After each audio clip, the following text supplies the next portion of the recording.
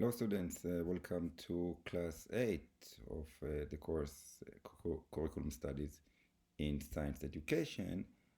This class we begin the third part of the course, and we begin to explore contemporary and some recent issues in science education. This class we critically examine how consequences and implications of science are treated in science education and look at particular educational theoretical frameworks and documents that address social, environmental, and ethical consequences and implications of science. While the first paper introduces a more general theoretical framework of what it's called in the paper socio-scientific issues, the other paper focuses on a critique of a particular curricular document, although it's titled in terms of standards, a document that deals with the topic of sustainability, and of course has to do with social and of course environmental and ethical aspects of science. We already saw in this course that science raises questions and dilemmas. In this class, this notion is stressed through the idea that science, technology, and society are not isolated from each other, but rather interconnected and influence each other. Zeidler et al. In their paper offer a theoretical framework for science education that goes beyond what is called the STS, science, technology, and society. It is a quite popular framework in science education.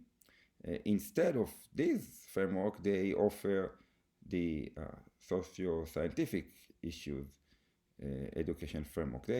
They mention in their discussion and in analysis several notions and ideas already addressed in the course, among others, scientific literacy, critique of science and scientists and the work of scientists, and the nature of science and the issue of citizenship. They have a psychological or developmental and moral aspect in their framework, and they use Kohlberg's theory of moral development. They talk about the fact that science education can support students' development, and the idea of using socio-scientific issues as a basis for science curriculum.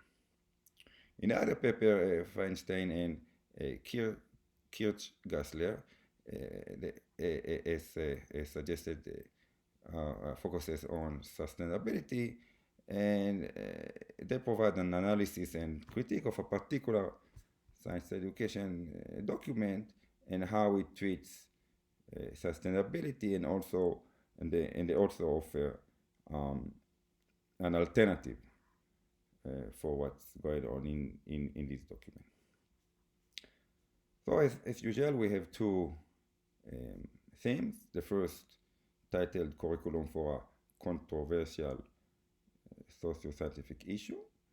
And in this theme, I'm asking to select one controversial socio-scientific issue and apply Zeidler et al.'s a theoretical framework of socio-scientific issues, the SSI, for outlining a culturally responsive curriculum that addresses this controversial issue.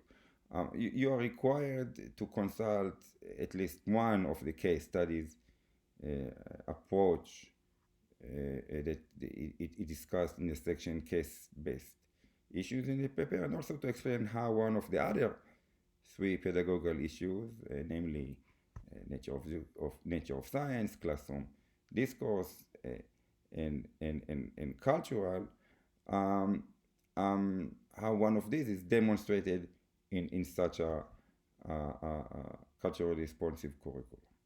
I'm also asking you to consider notions such as, in your essay, such as a student's personal, philosophical, and belief systems, moral and intellectual growth of the child, interdisciplinarity, and taking action. So use those notions, or at least some of them, in your answer. The second theme, entitled Addressing Sustainability, this paper, this theme talks about Feinstein and Kirchgessler's paper, and I'm asking to explain their critique, their critique of how they document, they analyze the next generation science standards, presents sustainability with regard to one of the three themes: universalism, scientism, and technocentrism. It sounds like those three are kind of similar, but there are differences between them.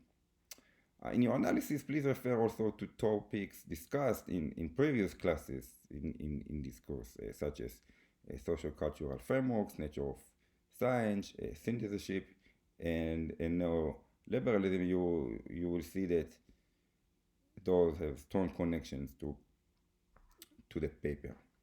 In addition, I'm asking to evaluate the author's proposal of addressing sustainability through what they call systematic collaboration with social studies education. I'm asking, do we think that it is feasible? What does it entail? What does it entail, if any, for science curriculum? And do you think do you think that science curriculum designers and teachers would be open for such an idea of addressing sustainability in this manner? That's it. There is a lot here, and you see that when we are considering a particular issue in science education, a lot of theoretical elements coming together. That's it for me. Enjoy your reading and discussions this class. Bye.